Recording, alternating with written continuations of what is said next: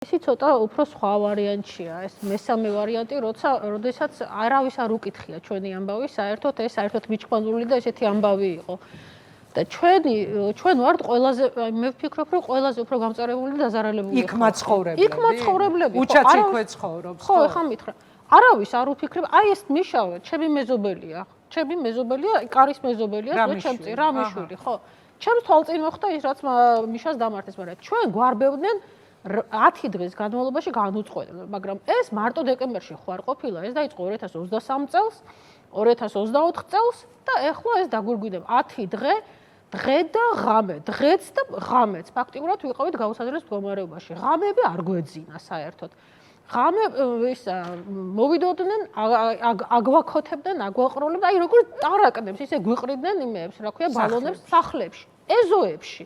ეს ბავშვები რომ მოდიოდნენ და გარბოდნენ, რომ არ გაჩერებულიყვნენ ადგილზე, ეზოებში ყრიდნენ, მაგრამ ჩვენ რას გვერჩოდნენ კი, მაგრამ ეს ნორმალურია, ეს დასაშვებია, ეს შეიძლება, რომ აი ესე მშვიდობიან მოსახლეობას, რომელიც ზის სახლში ძინავს ვიღაცას, აქციაზე სულ არ დგას აქციაზე. მეც ეხა უმეტეს შემთხვევაში ვიყავი იმ დროს სახლში, იმიტომ რომ ჩხმი გაჭირვება მქონდა.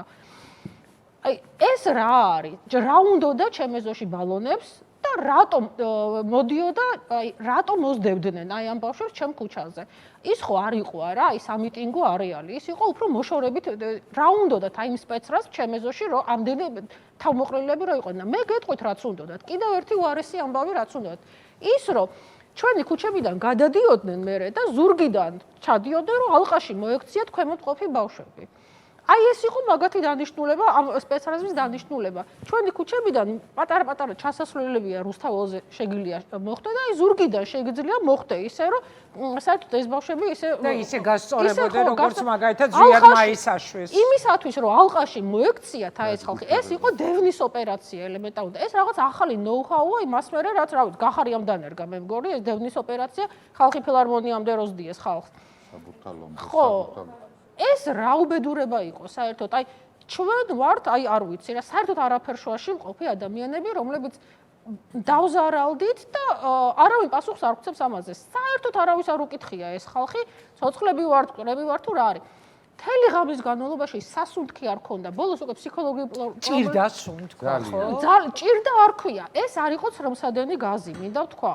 ცრემსადენი გაზი გაგეწვება და გაივლის. არა, ეს იყო მხუთავი გაზი. როცა როგორც გეკეტება ყელი ელემენტარულად და აი ამოსუნთქვის შეუძლია პანიკაში ვარდები. ხო გინახი ადამიანს ჩამოახჩობენ ხოლმე რომ ფართხალებს. აი ეგეთ მდგომარეობამდე ვიყავით, ვისულებით რომ ჰაერი არ იყო.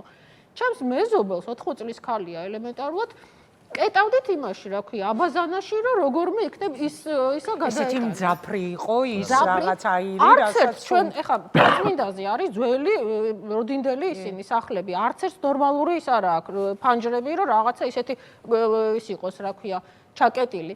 არა, აი გინდა გარეთ ყოფილხარ, გინდა სახლში, ისეთი ამბავია, ვერ ვიჭერთ ქარს და სიცივეს, ხო, ისეთი უბედური ისინი არ აქვს, სახლებია ძველი დაფხავებული. და აი ეს გაზი, რომელიც ეზოში ბალონობით ეყარა, ერთი და ორი კი არა. ეს ხო არ შეიძლება. აი თქვენ რადგან რუსთაველზე ცხოვრობთ, უჩაც იქვე მიმდებარე ტერიტორიაზე, ბევრი ასეთი დარბევა გაქვთ ნანახი, ბევრი ასეთი დაშლისას გამოყენებული თუ დარბევისას გამოყენებული ალბათ ნივთიერებაც ყველაფერი გაქვთ და ეს იყო განსხვავებული, ტასო. ეს იყო ხო გეუბნებით. ეს არ იყო, მე არ ვიცი რა იყო. მე ფოტოც მაქვს ის ბალონი, რომელიც ვიპოვე ეზოში, მე ეს ფოტო გავაზიარე დაიტოვეში, კაიხადი ვინახე ეს ბალონის, ცარიელი ბალონის ფოტო. მე არ ვიცი ის რა იყო.